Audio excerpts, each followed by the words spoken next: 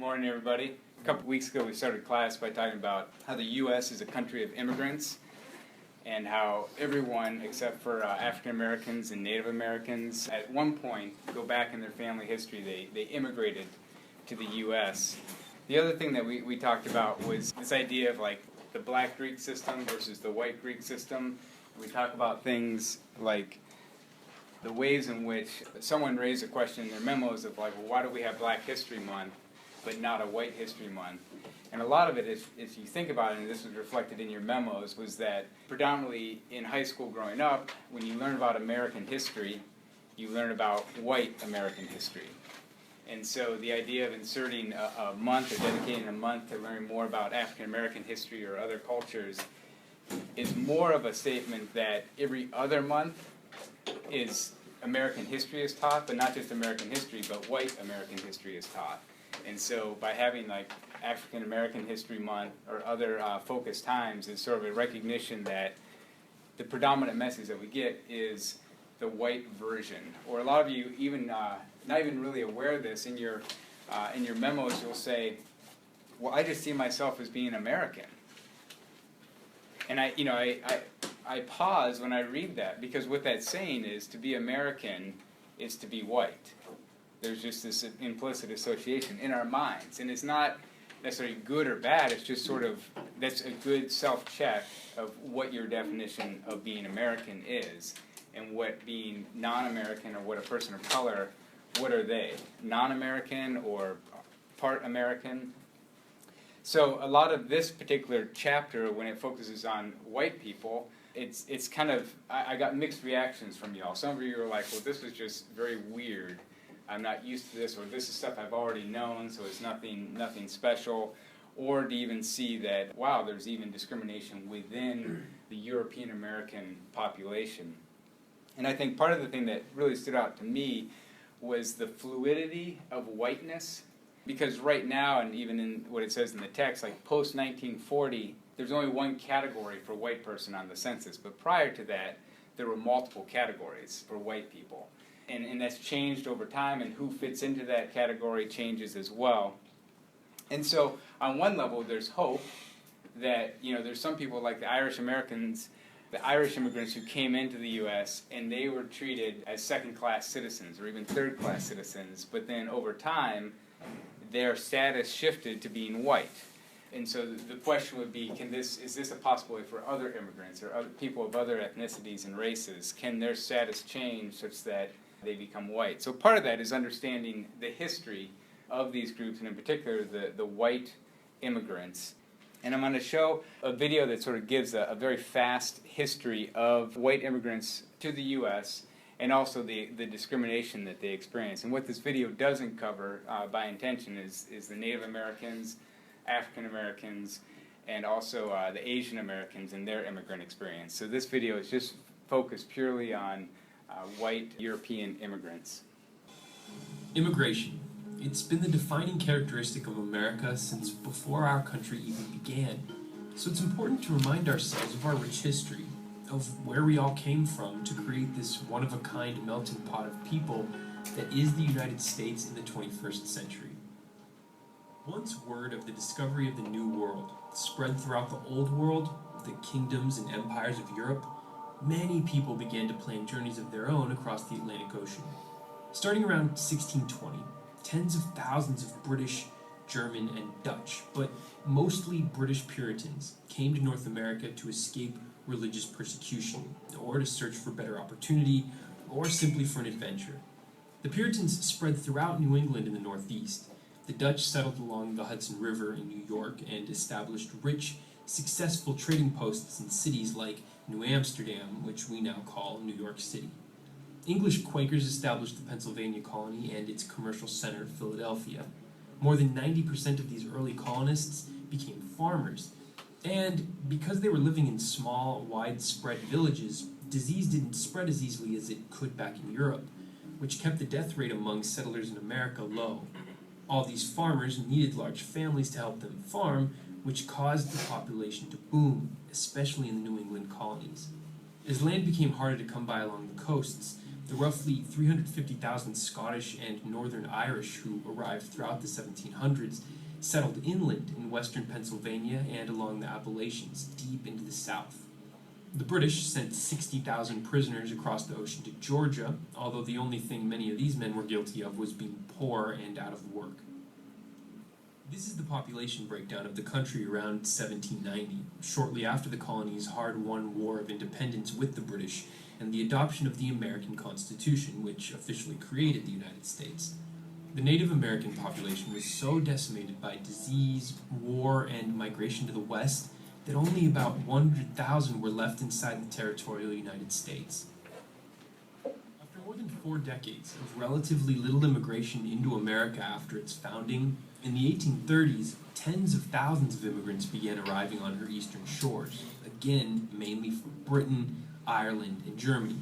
Some were attracted to the cheap farmland that was made available by westward expansion, while others took advantage of the manufacturing boom in the cities sparked by the Industrial Revolution. The Irish were mainly unskilled laborers who built most of the railroads and canals, took jobs in the emerging textile mill towns in the Northeast, or worked in the ports. About half of the Germans became farmers, mainly in the Midwest, and the other half became craftsmen in urban areas. After tripling from the decade before, in just 2 more decades, from the 1830s to the 1850s, the amount of immigrants arriving in the United States each year tripled again to about 170,000. By the 1850s, when the total population of the country passed 20 million and things began to get a bit crowded, America's first measurable anti-immigrant feelings began to take root, mainly targeting Irish Catholic immigrants who were arriving in large numbers to escape the poverty and death of the potato famine that was hitting them hard at home. But with the huge boom on the horizon, this early xenophobia was nothing compared to what would come later. Large steam-powered ships took to the seas after 1880, replacing the older, slower sailing ships, which meant it was suddenly much faster and cheaper to cross the ocean, making the dream of a journey to America more accessible to many around the world. Processed and ticketed. They waited for their ship.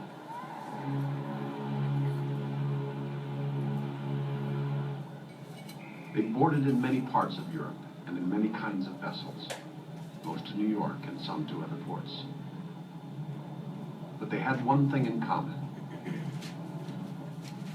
They were traveling steerage, and the steamship companies understood the profit in numbers. Before long, millions of immigrants were arriving on America's shores. They passed through immigration processing stations like Ellis Island in New York and Angel Island in San Francisco Bay. This wave was much more diverse than before.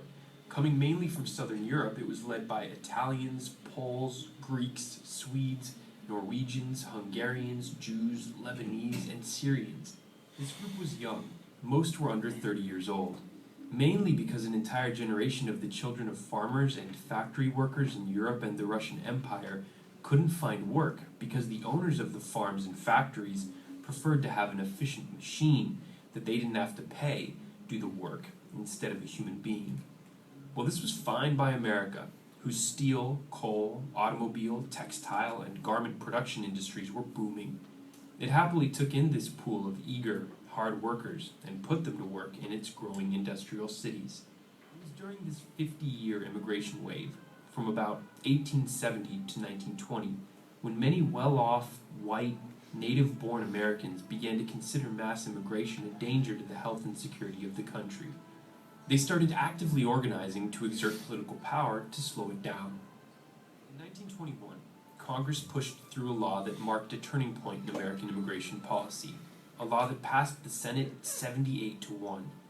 The Emergency Quota Act set strict limits on the amount of immigrants who would be allowed into the country each year. It was very effective. The number of new immigrants let in fell from over 800,000 in 1920 to just over 300,000 admitted in 1921. If the pace of immigration had been like a raging river, this law acted like a dam. But that drop-off in the flow of persons into America still didn't satisfy the anti-immigration crowd who, just 3 years later in 1924, forced Congress to tighten the quota even more, established the Border Patrol, and stated that any undocumented immigrants who entered the country were subject to deportation. It's during this time that the definition of illegal alien was born. Ah, the US of A. A country made up of immigrants that can never seem to get over its fear of immigrants. While the attitude now might seem particularly cold, the US is no rookie when it comes to treating immigrants with hostility. In fact, it's got quite a long track record of doing just that. Here's a sampling of the most anti-immigrant moments in US history. Unlike now when the frenzy is about keeping out the brown folk, back in the day, say the 1800s, Germans and Irish immigrants were also the targets. Arriving in droves, they sought a better life and fled political and religious persecution. In 1845 alone, 500,000 Irish crossed the Atlantic due to the Great Potato Famine. All these immigrants freaked out the quote-unquote natives. No, not those guys. These guys. Who even started a political party called the Native American Party, or the Know-Nothings because of their initial secrecy. They feared the influence of Catholics and lobbied for stricter immigration policy. At the turn of the century, the anti-immigration fervor turned to Italians when millions came to the U.S. for better wages. They worked some of the toughest jobs in mining, manufacturing, and construction. But they were resented as being so-called scabs, hired by employers when workers went on strike. In 1891, when a group of Italian immigrants was tried and acquitted for the murder of a New Orleans police chief, a mob stormed the jail where they were being held, dragged them out, and lynched them.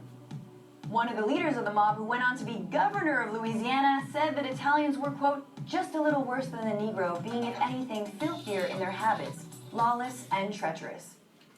So that provides a expansive amount of time, but what strikes me is that for most of you in this room, someone in your family had the experience of coming to the U.S., that they were immigrants, and whether it be on a ship that took almost a month to get here, or on a ship that took just a few days to get here. Each of you, if you go back into your family's history, for most of you, they came over as immigrants. And so thinking about then also how the immigrants were treated, what strikes me is, especially even amongst the European immigrants, there's a hierarchy, that there is sort of a status, and the English were at the top, but then you have the Germans and the Irish and the Italians and then the Polish and the Hungarians and the Syrians, and it sort of just it trickles down. And there was discrimination that occurred within white Americans. And the unique thing about white Americans, European Americans, is that today there's very little differentiation made between what country of origin you're from if you're white. And the question is, how did that shift occur?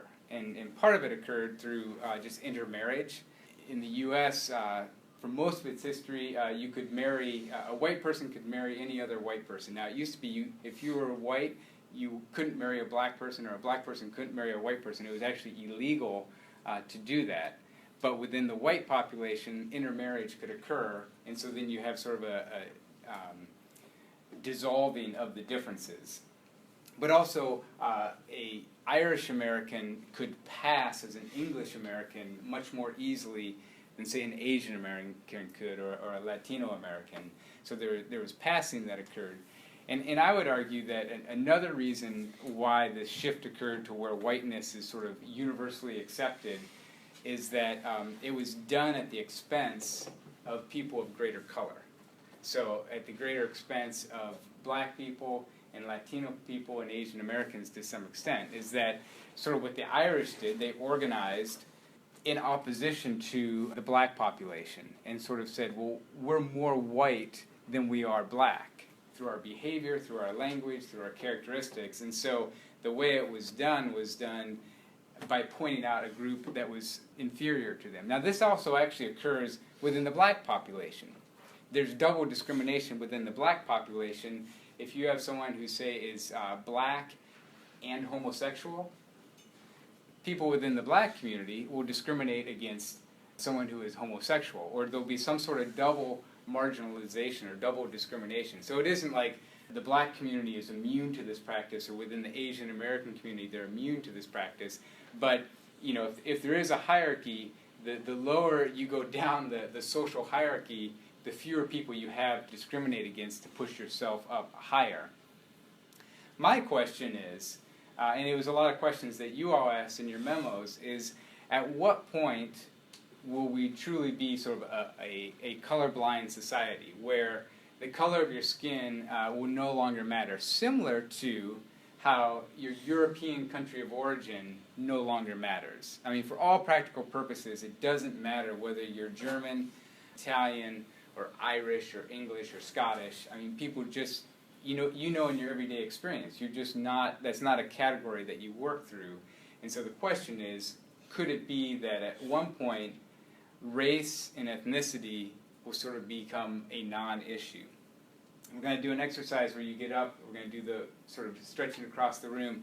If you think, in a sense, that we're already there, that race is more or less a non-issue, go down to that end of the room. And if you think it's going to take like one generation sort of put yourself in the middle, or two generations put yourself here, and if you're more of the pessimist and you think we're never going to get to that place, then put yourself way in this corner. Okay, and then we'll stretch out a little bit so you guys aren't too crowded. So the people down on this end, sort of state where you think we are in the process and how much more time it's going to take to get to a place where we're more or less a colorblind society. What about people on this end who think, we've actually come a long way and we're almost there? I think we're getting closer, I'd say. I think the fact that we're so, everyone's so accessible with like social media and the internet and things, and people can see your opinions and things like that, it becomes harder to be a minority opinion, which I think the minority is being racist these days. So I think that it's going in the right direction, but I still think we have a long way to go before it's completed. And you say it's harder being a minority, or what was it that you said? I just think it's just harder to have like strong opinions like that that go against the majority. I see. So I think it just gradually shifts towards non-racism, discrimination. But I still think we have a bit to go. Yeah. Well, and one of the questions is, one of the strategies is to assimilate. And so if you adopt the majority culture's culture, then you can sort of accelerate your social advantage. But then you do that at the cost of abandoning your own traditions, your own culture, your own religion, your own language, your own family traditions. So that's one strategy, a personal strategy for accelerating that process. What about people in the middle? Where how many years or how many generations do you put it taking us to reach a colorblind society? I don't think you can really put a time frame on it. I think it's never going to be universal one way or another. But I think, like he said, we're getting closer. But I don't just see it going away ever. There's always going to be one side and one side. So there'll always be some level of discrimination. It might not even be by skin color. It's probably just going to be done in different ways, like it has been, how we've talked about in this class. Just, direct versus kind of indirect. Yeah, I mean, even if we get to a place where we're colorblind, one of the social theories is that we're still going to find some dimension along which to discriminate people. And so to whether it's then gender or other social differences. What about on this end, the people who are either pessimist or realist, however you want to put it? I don't think it's going away, honestly, and not kind of what somebody over there was saying. I think a lot of the racism and discrimination is not done intentionally now, but I think that it's more of a mindset. So a lot of times when we discriminate or have these racial feelings towards people, it's not because, I hate white people or black people or Asian people. It's because that's what my mind has been, trained to feel. And so, like, for example, like if I walk into a classroom or a group setting and I'm going to meet new people, there's something in me that's sometimes going to draw towards other African American people because that might be where my comfort level is. And I guess some people could say that's discrimination because I'm not giving the white people or the Asian students a fair chance, but it's not intentional. And so, yes, I think we've made progress. I don't think that these generations of practices and mindsets and traditions are just going to ever go away because there are things that have been passed down, and then in addition to that, it's your personal experiences. And so I think in certain places in the United States it's a lot worse than in Indiana, and in Indiana it's really bad sometimes, but I just don't think that it's ever gonna get to the point where you just don't see it anymore. Like, it might be where we don't see lynchings and things like that, but I think there's still gonna be that internalized racism, and like I said, sometimes unintentionally, so. Sure. Well, we can go back to our seats. One thing that does stand out is a lot of times when they talk about Irish, how the Irish became white or how Italians became white, it's a generational story. You have the first generation, the generation that immigrated to the U.S., and then their children got an education and sort of did a little bit better, and then the next generation did a little bit better, and to the point where their social status was equivalent to other white European immigrants. If you look at the African American population, they haven't followed that trajectory.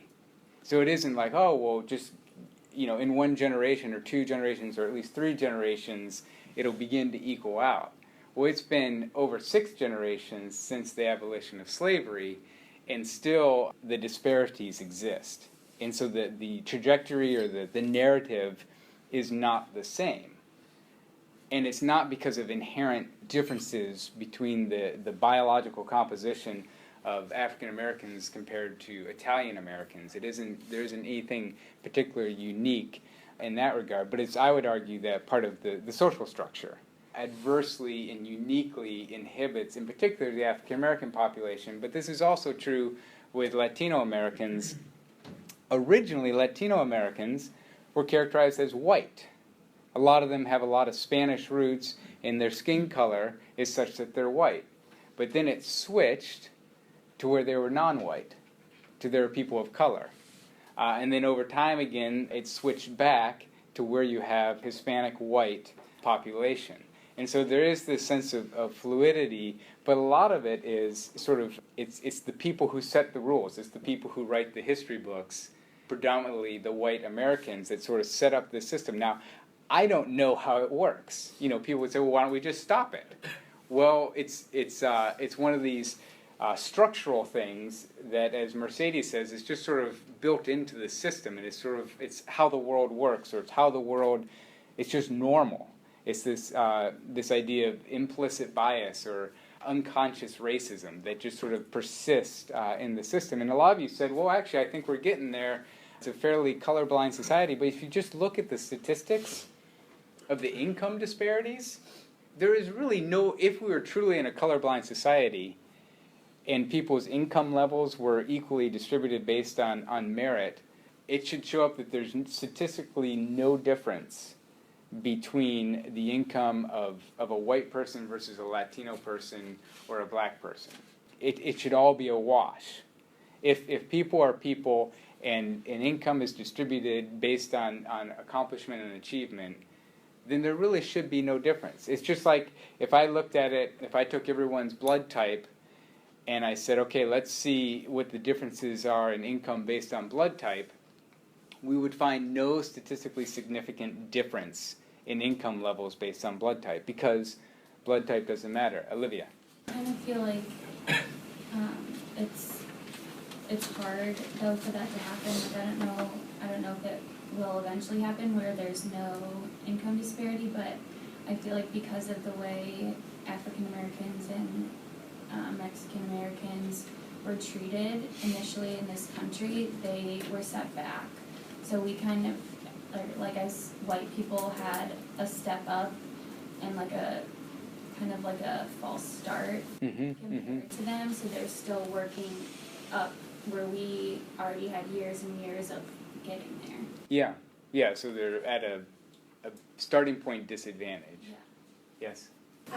Kind of building up on that, I think that if we can bring everybody up to the same level as far as like educational opportunities and like opportunities to better themselves, and then we will see that pay gap close. But I think that's because like educational opportunities and like opportunities to better yourself, like it's not equal across everyone, and when we make it equal for everyone, then like the pay difference will close itself.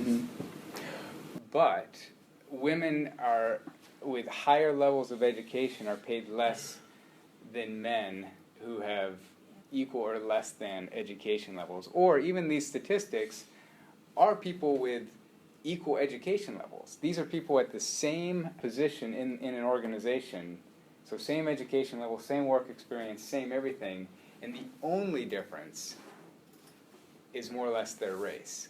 So I agree with you, on average, the reason why on average Latino Americans might make less than Caucasian Americans, it could be because of educational disparities. But then even when you control for education, you pick two people who have the same education level, there's still that difference.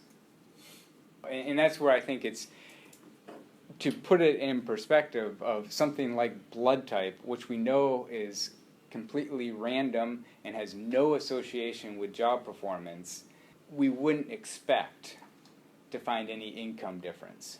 You know, it would say, well, here's what the average income is of this whole population, and then if you break it up by blood type, the average by blood type is equivalent to the average in the population. Like, there's just no difference. But for whatever reason, or actually for structural reasons, I would argue that this internal sense of racism or discrimination creates these wage differences. And I don't know exactly how to change it. It's not even like the people who are setting the salary wages are intentionally saying, oh, you're a Latino, so I always take off 10% of what Latinos, their wages are, or what their salary is. I do know that there are some sociological and psychological aspects to negotiating wages. In a position of negotiating what your salary would be, I don't know if any of you have been in that position, white males have a greater level of intrinsic confidence of negotiating, of saying, sort of asserting what their value is, whereas oftentimes women or minorities will be more hesitant, or also, a woman won't want to come across as being aggressive or bossy, and so psychologically they hedge on negotiating their salary. And if your wages multiply over time, if you start off at a lower salary and everyone gets a certain percent increase over time, the gap will grow for women who didn't negotiate a higher salary. But it's not to say that women are weaker, but they're doing this strategically. They don't want to come in and be perceived as being bossy or overbearing.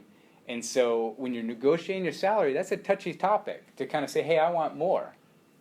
White males don't necessarily have that psychological barrier. If they exude confidence and assertiveness, that's seen as a positive quality. Whereas maybe a woman in the same situation giving the same storyline will be perceived differently, and that would actually get them starting off in the organization on the wrong foot.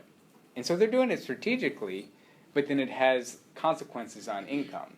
So it isn't like, you get a job, or hopefully you should realize this, it isn't you get a job and they say, here's your salary. Everything's negotiated. When you get your first job out of college and they say, well, here's what your starting pay is, you have a right to sort of say, actually, I think I'm worth more. And the only way you can really find that out is if you have two offers and you see someone else. I mean, because what are the chances you go and interview with two different organizations, there isn't a standard pay of what you're going to get paid. So one organization is going to offer you X amount and another organization is going to offer you Y. They're going to be different, most likely, unless you're getting paid the minimum wage. But even that, there's variation. And so you have an opportunity to negotiate what you think you're worth. And so that's where a lot of the income disparity comes. It's not necessarily the employer discriminating on the front end saying, well, if you're of this race or of this gender, here's what your pay is. I mean, that just isn't the case. But there are back and forth narratives that take place. I'm going to give each of you an opportunity to earn 100 extra credit points. So this is a one-time deal. Take one piece of paper, pass it back, roll up the paper into a ball, make it a good tight ball. The tighter you make it, the better, probably. Okay, so you will get 100 extra credit points if you can take the piece of paper. You have to stay in your seats. Take the piece of paper that's in your hand and make the basket. So you'll get 100 points. I'll write down so that we can remember who gets the 100 points. And what do you say? So we'll start. We'll just start. We'll go down like this, and if you make it, you get 100 points. Charlie. Well, what if it plays? Oh, bank shot. Nice, Corey. Oh, David does not get it. Okay, we'll start with Jeff. Oh, so close. Oh! That's what I would have done. Oh, came up short. Oh! The rim. Trying to duck down. Okay, we'll start with Luke. Oh, so close. Oh, rim shot. Oh. Oh, very close. No, you have to keep your seat where it is. You said you can. Back behind where it is. Good try. Good try. I thought it was a trick. Good try. Okay, so good try. So Charlie, Cole, Corey, and James. Goodness, this is almost as many points as the first exam. I'll write down that you guys get 100 points. What? What's the catch? There's no catch. Oh, okay. It's just that.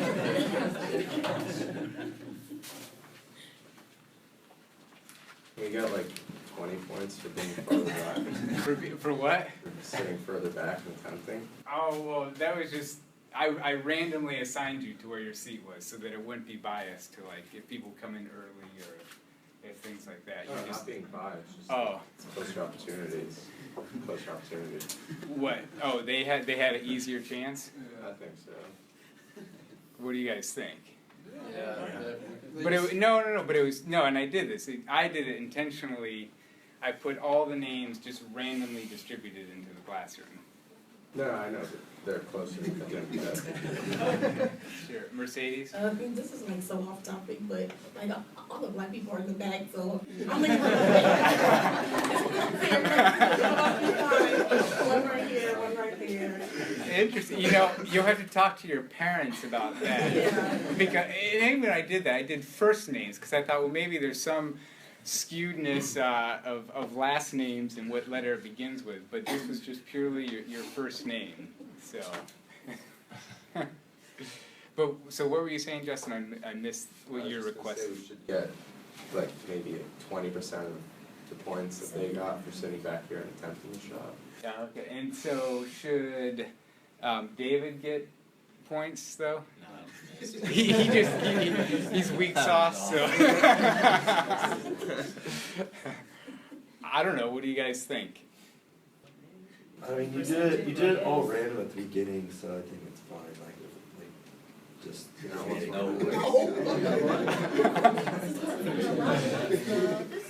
know it was random? What? How do we know it was random? Oh, because it's alphabetical. Can we do a quick vote? It's not It's random. well, it's random in the sense that there is no logic to bias one group over another group. So that was the thing. I didn't want it to sort of sway. I didn't want to say, well, okay, the people who came early, who picked their seats, sort of had an advantage. It's just purely a random assortment. You know, I could have attached a number to every one of your names and then just numbered it off. That would have been a similar random assortment. There'd still be people in the front, and there'd still be people in the back. I mean, there's always going to be some people who are in a better position than others. So can we do a vote? Olivia, what did you want to say, Olivia? I don't think our athletic ability should affect our grade in this class. Oh, I know it won't. This is purely extra credit. So it does not affect your grade whatsoever. This is extra points. What? They're like guaranteed an A now unless they like seriously mess up. They'd have to like really mess up. Well. In this class. Yeah, but it's not going to hurt you. Your grade and your performance, your grade based on your performance will still be the same. Yes. I'm competing against them up there too, so What if it we does hurt the affect grade? me. No, because this will be just added on top after everything's been decided. So can we get 20 points? What? You get 20 points. It's just a fifth of what they got. Can we vote on it? You want to vote on it? So what are you asking that we vote on? A vote that we should. If the people that didn't hit the shot got Yeah. 20 points in comparison to 100. Okay. Give him a double or no, or we just. The further back you are, the more percentage of points you get. The further back you are, the more percentage of points. So, Yeah. okay. What? I'll be open to you guys putting out proposals. So what is the proposal? Give him a double or nothing. Give him another chance. Hey, give me I like yours, that. where you're sitting. Oh, double or nothing. It'd actually be double or negative 100, right? No, Because they they're already just starting they at say it's nothing. 0 if they didn't make it. Or Oh, they give get them a 200. second chance. Yeah. Basically. Okay. What do you say, Jeff? Can we just like divide like 400 between everyone? Yeah. That's a possibility. Hell no. What other options? There's like creating a free throw line, and that's where we have to go. Oh, create like one standard line where everyone throws from? Do you guys hear that? Well, that's not fair, so no. What? Well, that's not fair. Okay. Okay, so I'll entertain different options. So one is to have a free throw line. And the other one was 20 points to everyone who didn't. Or we could do it like the closer you are, the less, like, so since there's 100 points in 5 rows, you could do 100 points, well, they all have 100 basically, so in the front, and then you could do 20, 40, 60, and 80, but I would say just do like 20. So they would get 80 points in the back? No, I think Oh. we should just do 20 to 40 points for everyone that missed it. So 20 to, depending on, how I feel. Yeah. Okay, so you're giving me a range of. I just think it's a great day, you should get 40 points. Yeah, and you were saying, what was your proposal? 50 points. And then Jeff, what was your proposal? Divide 400 between everyone. 400 It's a rough life for us. divided by, how many are in here? Too bad for the people who didn't show up. Or wait, should we worry about the people who didn't show up? No, shouldn't be Okay. any. Okay, so they're automatically out of the race. You had fun. Voted off the island. Any other proposed options? You Oh, could just yeah. keep the 100. Just keep it as is. Yeah, I mean, and that's what it will be, unless you guys can come up with another alternative. So, I like the idea of voting. You basically, as a class, have 400 points to work with. And you can decide how you want them distributed. If there's no action, it'll just be what that is, and we'll just move forward. Yeah. Do we split up between the people that didn't make it only? No, it's the whole class. So guys. Yeah. No, so it's 400 total points, and you guys can decide how you want to distribute them. You guys. Split it up evenly. Split it up. Yeah. Split it up evenly. I think the Split it up. people who did make it have to think about if they were in the back and had less of an opportunity, that they would want it to be split up. Let's put them in the Good thing back and not, see if they though. can still make it. Just give him a double or nothing. Or we could all just vote like we originally wanted. Do what? We could just do it. A class vote? Of what? And what's the vote on? I don't think we should be limited to only the 400 points.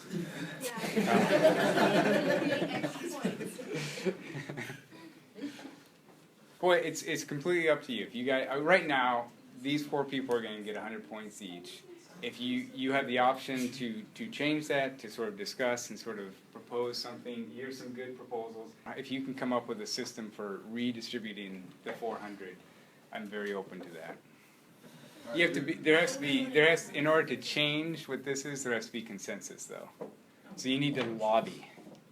So basically they're our board. What? Essentially they're acting as board members. If they want to give up Yeah, 20. they- Oh, sure, yeah. I don't think they should have a vote if it has to be consensus. Everybody has to agree, and obviously they're not gonna take any. Can you forward, say something? 'Cause we Obviously, they want all their ones. Charlie wants his 100 points. Mercedes. I think what we need to keep in mind is realistically, somebody who has a privilege is not necessarily just gonna give it up to help other people out. And so I think that I get what they're saying, because if I have 100, I can just be like, well, you guys don't get anything. But on the other side, it's like, hey, but that's not fair to us, and so we have to keep in mind both sides of this activity. Sure, yeah. And they worked hard to get this. I mean, they did. They deserved it. Not as hard as us. Wait, they didn't? Who said they didn't? That they didn't? What do you mean, Tucker? I think working harder than we did to be up there, and they just got lucky. Oh, they got lucky. Well, they have first names that start before mine. Okay. Yeah, but David starts with a D, and It's my off day, I don't know. it's his off day, I guess. I motion to vote that we split up the points even. A second. A third. At 4 is big. Yeah. Okay. We're voting for points, I'm gonna vote for the. What? We're voting for us to get points, I'm gonna Yes. vote for them, obviously, I'll take the point. Well, but you also have to I mean, we can do the vote now, but you also have to recognize you need consensus in the room. So it might be beneficial to have dialogue. Everyone has to agree on it? Yeah. Yeah. No, we have a consensus. Can we just get one more round of What? Just think about it. What? Two more people just happen to hit it, then we can disperse those points evenly, and everyone can get more points. Well, but you guys didn't. You're wise, you guys- You had the chance. I mean, I thought you guys would be. I thought I would be working with like 1,000 points, but we're working 400, which is still good. I mean, that's basically that's 2 assignments that you can bail on. So do you want to do a vote? Are you guys ready to vote? Yeah. And so it's dividing them up evenly, and so basically, you're saying the people who weren't here don't get any points? No. Does anyone feel like the people who weren't here should get some points? Okay, are you ready to vote? Okay, all those in favor of dividing it up evenly amongst everyone that's present in the classroom, raise your hand. Oh, come on, guys. Come on. I'm not taking that points. And you're not either? Oh wait, oh you made it this way. Okay, so we don't have, now, so you have an opportunity to persuade these 3 guys. Cash offers, I mean. Are you guys open to being persuaded, or should they not waste their breath? I'd listen, but I don't know what we would do. Yeah. I'd give you my points. I don't have any. We could give them like more though. I mean, like they can get like 25 and we can get like 15 or maybe something like that. We can get maybe 10 or something. Mercedes? Okay, this is a stretch, but if we have 400, so there's how many, 4 people with, or 3 people? 4 4 people, with okay. 400, and there's 3 black people. So if you share with the black people, it's not 18 students, so you guys still get a lot. And then we get some too. Sorry, everybody else, but I look out for my people. Okay, the voting's gonna close in 1 minute, so, and if you can't come to consensus, then it'll be as is, it'll be, they get the 400. And you gotta look at them, not us. It's not, I mean, I'm neutral in this. I think you guys have to think about how rough the group projects are going to be throughout the semester, and I'll be pretty upset with you. How much is the peer review worth?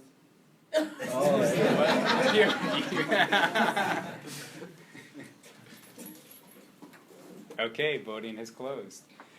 So you guys, I assume you want to take your 400? Yeah. Okay, and Cole, do you want to take your 400 points? Yes. Do you want to take your 400? I voted to split it up. Okay, but so it's right now you basically get your 100. Do you want your 400? I can just split it up with everybody else. I'm not taking 100 points. Okay. Woo! I'm not You want taking your 400? What? Split it. You're gonna split it amongst Yeah. everyone. So I will tally those up. This is reality. And the tensions that you feel are just real. I mean, I don't blame you guys. They would have done the same thing if they're in my spot, so I'm not gonna. I'm sorry. If you guys didn't do it. So listen, I guarantee you, it plays out this way every time.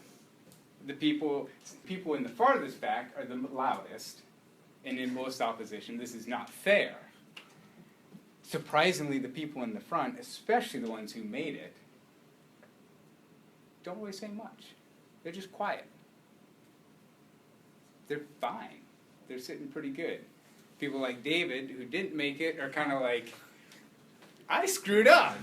I had the easiest chance to make it, and I just blew it. I choked. And they're just kind of feeling internally like, what was I doing? So when we talk about privilege is something that was just sort of, it just randomly was brought to you. Yes, there is generation that builds up over it, but you in and of yourself didn't do anything special to earn it or deserve it. It's just an advantage that you have. And it's actually an advantage that you have that's sort of because there's people who are at a higher disadvantage than you. So like your ability to make it was because you were sitting here in front and there was no one else in front of you. Mm-hmm. And the people who were in the back were at an even greater disadvantage because they had a lot of like crowd to sort of throw it through. So in a sense, at the start of this exercise, you guys had a much higher likelihood of success. Your chances of succeeding, your chance, was super high. Like you had, let's say, a 90% chance of succeeding. 9 out of 10 times you would make that basket. Back there, I don't even know if you could make it once out of 10. Like almost, you didn't even have a chance. From the very beginning, you didn't have a chance. It still takes effort. David had a high percent chance of succeeding, but it takes effort. Yeah, so privilege doesn't guarantee success. It just makes the chance of success a lot higher. So there's still effort. It's not saying it was just sort of preordained that you would get those extra 100 points. So then that's how society works, is some people start off with a higher advantage than others. That's just the reality. That's a social reality. And a lot of you say, well, how do we change that? How do we fix that? Or why can't we just sort of give everyone sort of equal? Why don't we just do the free throw line? Put everyone at the free throw line and just make it even and equal. Well, society is already in motion, so you can't stop the game. You can't just sort of hit the reset button. What it takes is, predominantly, these 4 people. You know, when we talk about the Occupy movement and the 1%, these guys are the 1% in this scenario. And the 1%, we don't really hear them talk. And they don't want to give up their hard-earned money. And in a sense, these guys are saying, hey, I got my 100 points. This is going to help me. This is actually going to help me in this class. And why would I put myself at a disadvantage for other people? So, in a sense, what's your confidence that this system is going to change? Just even based on what did you observe in this exercise that either gives you hope or gives you pessimism with regard to social inequality actually changing? I had a ambition or like thought of staying in my seat and kind of like doing the best that I could with my like what was given to me, and even then I was like shot back. So like that's really pessimistic. And when I said you couldn't, correct. When you were being innovative and saying I'm going to sort of cheat. Not really cheat, but just like use what I was given, just like stay in my seat and make the best. Yeah. So play by the rules, but yeah, got shot. Yeah. No, that's a good. So that was, that was a shot of pessimism of like, goodness, I can't even try and. I recognize my very disadvantaged situation, so I'm going to try and make the best of it or try and work the system. And even that, I was like, well, no, that's your position. You got to go. You got to start from there. What other things did just observations? And again, I don't mean to sort of single out the 4, but you have choices too, and it's fine. It's not good or bad. It's actually what you did is what society does. So it's in fact, some people would say, gosh, why would you give up your points? You had 100 points. Why'd you give them up? Like, that's not smart. That's not strategic. That's not wise. Olivia. I just think it's interesting how we've talked about how white males are the superior and dominant race, and the 4 that ended up winning are all white males. And obviously their parents, when they named them, didn't know that this game would happen. We're trying to put them at an advantage, but it's still interesting that they're the ones who do not. Mm-hmm. You know what's interesting though, when I've done this exercise before, you're right, this time it has been white males. It doesn't matter who's in the front. Women, students of color. There's always some, and it's not based on gender or race. There's some that feel a sense of, well, maybe, do you guys want to share what your logic is of keeping the points? I didn't get enough sleep last night, so I was mad and I want my points. Okay. There's part of their biography. Do you have I made that up. What? I made that Okay. up. No, but I mean, would you be willing to share just sort of your thought process? I thought 100 was more than 18. Yeah. And it's sort of self-interest, self-protection? I wouldn't blame anybody else for keeping their 100 points either. I mean, I was at an advantage, so. Mm-hmm. Yeah. James?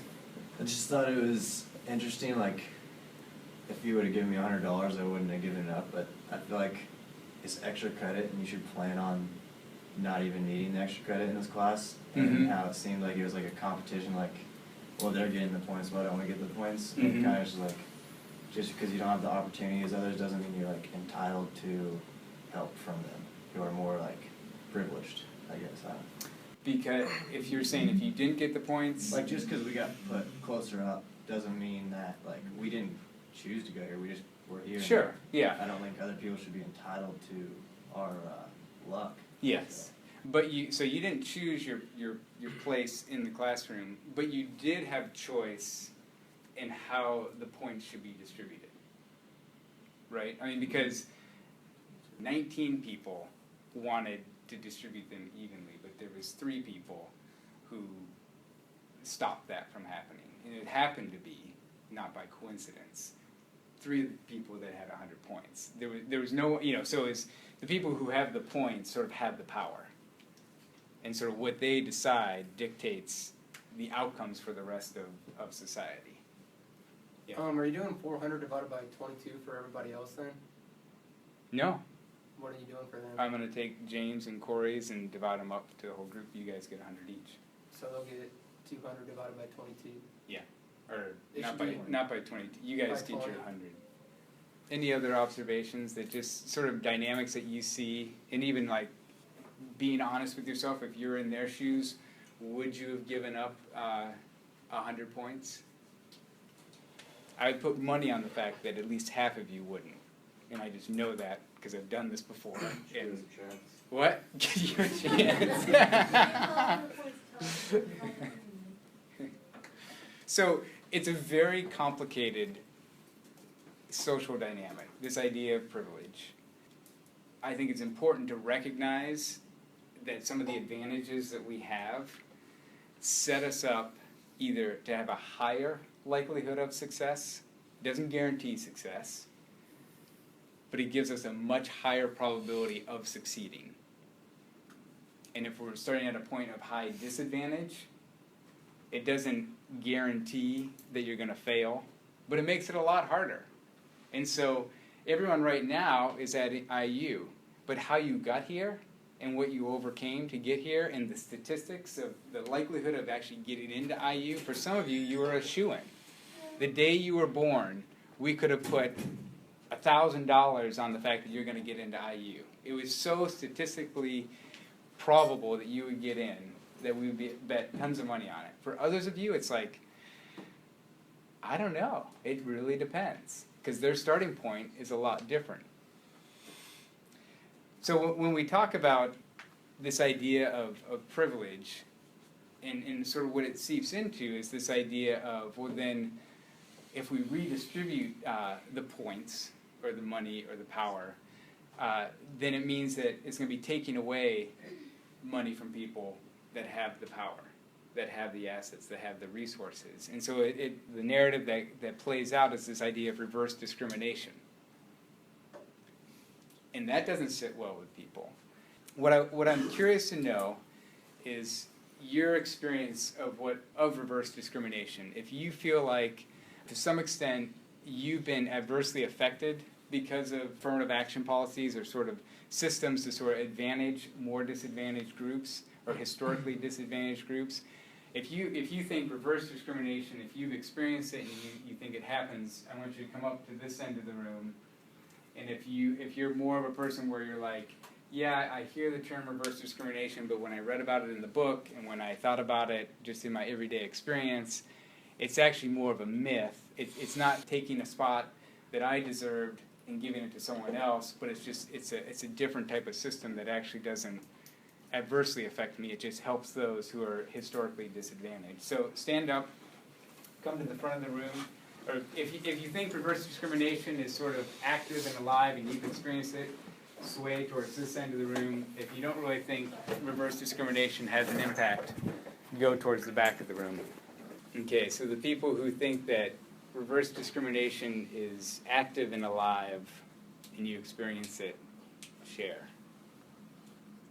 Well, just from my perspective, I think so based on scholarships. Mm-hmm.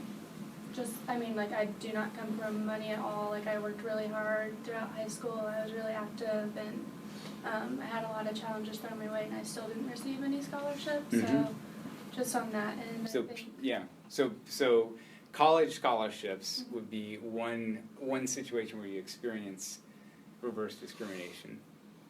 You know, all of these statistics I find very fascinating.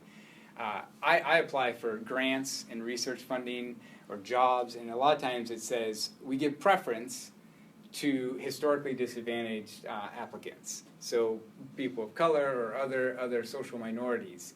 And whenever I read that, I'm like, like I just got sort of eliminated. What I don't realize, and this is statistically shown, especially with scholarships, there are thousands and thousands and thousands of scholarships out there. There are some, like you said, that are specifically targeted for certain populations. The vast majority don't have any specification like that. And surprisingly, the vast majority of scholarships of those kind go to European Americans, white people. Part of it is the advantage of sort of knowing how to apply for a scholarship, having a good social network to write that letter of recommendation when the CEO of the company writes the letter of recommendation, or when you have a friend of a friend who's on the board of that scholarship committee, you get it. So I have the same perspective as you because I experienced it, where I'm going to apply for a grant, and it says we give preference, this particular organization gives preference to people of color or minorities, and I had this reaction. But if I look at the flip side, again, it's sort of like, why do we have Black History Month? Well, it's because the other 11 months are White History Month. But we don't think of it through that lens. So I see what you're saying, but and it's valid, but there's a larger story that just we don't hear about, if that makes sense. What other people who experience reverse discrimination? Can you give an example, or just say where you see it playing out? I was trying to think of an example. I can't really. I just feel like I see it. I can't really. I don't have an example, a specific example. Mm-hmm. But your visceral experience is such that, yeah, it happens. Yeah. It seems like there's a lot when it comes to like Black social groups. I think that's where I've seen it the most, like especially in Black fraternities and sororities. Like, because they're historically African American, you don't see a lot of Caucasians and Asians and Hispanics. There are some places, some schools where there's a lot of white people in their chapters, but I know here, like being Greek and being Black at IU, it's like you don't see like white girls coming to join Zeta Phi Beta, and like if there is somebody, they don't feel comfortable approaching or coming to our rush, our informational, because like I don't belong there. And so then there are some people that feel like, well, I get that you're historically Black, but why is it fair that I can't join, which is not a thing. And so I think a lot of white people sometimes, they think because these are Black organizations, you can't come and be a part of it even though nobody's really told them that. Sure. Yeah. So it's more you see exclusion of that Yeah. level. People who don't see reverse discrimination being played out much, what's sort of your narrative or sort of your experience of it? I'm cognizant of it just like you, like in the exact same situation where I see how it could be a thing, and I picture in my head, like I say, there's no way that I'm like adversely affected by this because I have so many opportunities around me that extend beyond whatever circumstance I'm feeling reverse discrimination in. So like I do feel it and I'm aware of it and think it's possible in my head, but I say that there's no way I'm adversely affected by this because there's so many other things to do. Mm-hmm. And even if you are adversely affected by it, you're saying you're willing to take the hit because probably another opportunity is going to pop up. Yes, Olivia. I just feel like our society, like it definitely goes on, it definitely happens, but it's not focused on. Like in the media, it's always Black people being discriminated against, and those are the stories you hear about. So like for our reading last night,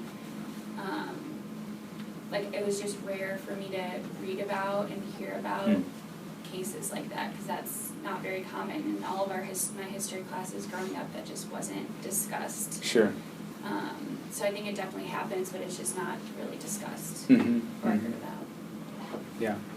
Well, yeah, there's a Supreme Court case of, it's in New Haven, Connecticut. The firefighters, it was a team of white firefighters and one Latino who were basically brought a case before the Supreme Court that they weren't getting promotions on schedule like they should have because of reverse discrimination. And the Supreme Court decided in their favor. So that, and even the other cases in the book of where discrimination, either reverse discrimination or discrimination because of being white on some level, there are cases of it. You're right, it's not publicized, but I do think there is this sort of underlying narrative that a lot of people believe, and it's true. What's not true is the extent to which it happens, but this idea of reverse discrimination. Like, it does happen, but I think we inflate the extent to which it happens and the extent to which a person doesn't get into, the joke was when a white person doesn't get into Harvard University, it's because they let a black person in their spot. When a black person doesn't get into Harvard University, it's like, you didn't get into Harvard. Why are those stories different? For the white person, why isn't the narrative, I didn't get into Harvard? But it's like, well, I didn't get in because that person took my spot. It's just so we have this storyline that plays out, I would say reinforces some of this discrimination, unconscious bias, social inequality that sort of perpetuates in society. So we can go back to our seats. And part of what the book talked about in regards to reverse discrimination is that the main, especially within organizations, the main idea of these affirmative action policies and practices are granting equal access to the organization. So you think about like the high school that you went to, you probably had an IU representative come to your college during college day, where you sort of can go and see all the different colleges that you could possibly go to. What affirmative action would do is say, let's not just go to the same high schools that we've gone to all the time, but let's expand the high schools that we go to. And actually, let's make sure that we're not missing the schools that are higher proportions of people of color, because those tend to be higher proportions of lower income schools. The idea with affirmative action is do the same recruiting as broadly as you would to any other high school. And same with an organization. Don't overlook perhaps the historically black college on career day, but be intentional of providing equal access. And I think another thing that stands out, even with affirmative action and these perceived quotas, that there's study after study that shows that when people are hiring someone, they give preference, even if the people are the exact same qualifications, preference is given to the white applicant. So built into the system is this implicit bias. So they did these audit studies where they send in applications, and the only difference was that they used a white-sounding name like Chad, and they use a black-sounding name. That's the only difference between the applications. And then they look who gets called back for an interview, and it's the person with the white-sounding name that gets called back. Again, it's just like blood type. It shouldn't have any bearing. You know, if you put blood type on the application and you try to see, well, who's more likely to get called back, you would see there'd be no variation. But when you sort of signal white versus black, there's just differences. And so even when we have these quota systems in place, or these affirmative action policies, reverse discrimination isn't sort of swaying it such that there's this huge shift to now all the people of color are getting the interviews and getting the jobs and getting into college. The last thing I want to cover was in the book, I talked about developing a white racial consciousness, and I found this very interesting. And a lot of you asked about it, and what does it mean? And I would say, especially amongst the white people in this room, is being cognizant of your whiteness and what that means.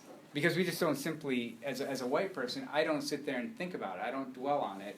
Yet I guarantee you, people of color, when they're in a social setting and they think about, goodness, if I perform poorly on this exam or in this class, there's going to be an association like, oh, it's because of my color. And so then there's this added pressure of like, well, I want to represent the people of my community well, and if I do bad, it's going to reflect poorly on my people. Whereas in the white community, if you do bad, you do bad. Or like the story of Timothy McVeigh, who bombed the Oklahoma City Center. They didn't after that say, oh, all white people are terrorists. It was just like, oh yeah, there's one person who did extremist activity. But it doesn't get imputed upon the whole culture or community. But when you're a person of color, your activity sort of becomes demonstrative of the whole community. Part of this developing a white racial consciousness is sort of saying, okay, what does it mean to be white in a predominantly white society, in a society where white people have a lot of the power and a lot of the resources? What are the implications of that? What are the inherent advantages? And what is within my realm? Because at the end of the day, it's the white people, it's the people with the 400 points who ultimately have the power to make the change. So a lot of you have asked, well, how do we change this? How do we make it so that there's no longer income inequality? Or how do we make it so that there's no longer racial discrimination? It's the people with the 400 points. I mean, I think that exercise demonstrates it pretty clearly. Whatever they decide is sort of going to be what happens. And inertia is such that it's not going to change. It's just going to continue as is, unless the people with the 400 points decide, let's be creative about this. Let's think about possibilities. You have no obligation to. I mean, you just simply don't. There's no law or any type of obligation to do it, but you are the ones who have the power to do it. And I then would say more broadly, if you're in this classroom, if you're a student at IU, you are part of that powerful percent that actually has the capacity to make the change. So each of you who said, well, if I was in their shoes, I would have redistributed the 100 points. Well, you are in their shoes. By being an IU grad, you are that powerful percent that actually has the power to make choices. It'll come at a certain sacrifice to yourself. There's no question about that. But you do have the power. You are the ones who are in this front row and have the power to choose sort of how things are going to be moving forward. So in the memos, a lot of you guys asked, how do we change the dynamic that's in society of the privileged people having advantage and having access to resources, and how do you motivate them to redistribute those resources? And I don't have a straight answer. I don't have a good answer because, as the class exercise illustrated, there's just this inherent tendency to want to keep the advantage that you have. A lot of you asked about things like, well, it just doesn't make sense for the people with all the resources to have to redistribute them to people who didn't necessarily earn them or deserve them. And I think for me, that makes sense as well. This idea of just a zero-sum game where it's like, okay, you have a pot of 400 points, and how should we redistribute them? You know, you could think of it in the same way of money. You know, look at your bank account and let's just let everyone have an even amount in their bank account. That just doesn't make sense. And so for me, it's ideas of thinking creatively of how to remove barriers to access, how to create equal or equivalent opportunities for people such that it's not just a zero-sum game, and that if someone else is going to be moved up, then I have to move down. Like, I think about that with my kids in school. I have friends who do a lot of education reform stuff, and I said, my kid is in an elementary school that's ranked, I think it's, there's a ranking of 1 to 10, and his school is a 10, and I would be hard-pressed to say, oh, okay, well, let's take this school that has a 2 in terms of resources and bump it up 2 notches, and then have my kid's school drop down 2 notches. Like, I mean, this is my kid's education. This is central, and there's no way that I'm going to compromise or sacrifice my kid's education just to bump up someone else. And so there's this challenge that how do you remedy this? And I don't have an easy solution, but I do know that the power to make the changes rests in those that have the privilege and those that have the resources. That's the only way it's going to happen. And someone asked, like, well, is there a time in history when this did happen? The best example that I came up with is in England in the 1800s. There was basically equivalent of a senator in the British Parliament, and his name was William Wilberforce. And basically he was this very privileged, very powerful person with lots of resources, and he basically took on the establishment and said that the slave trade was just unethical and it needed to be banned, it needed to be stopped. And so it's equivalent to any major person in the Republican or Democratic Party going up against the establishment and saying this needs to stop. But there might have been a lot of grassroots activity of people saying, even slaves obviously saying this is unethical. They didn't have a strong enough power and voice to make the change, but it was someone who was in the establishment who had the power to do that. All right, we're all done.